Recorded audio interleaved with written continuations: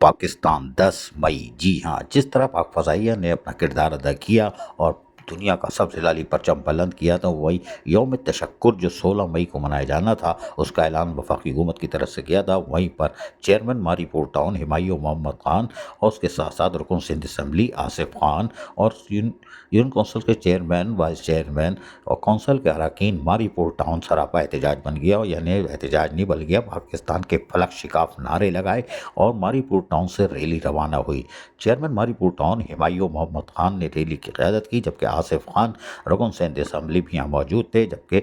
ماری پور ٹاؤن کی یونین جی وہ شہر بھی موجود تھے، اور انہوں نے یقینی طور پر آج ہی یوم تشکر منا کر ثابت کر دیا کہ ماری پور ٹاؤن کے لوگ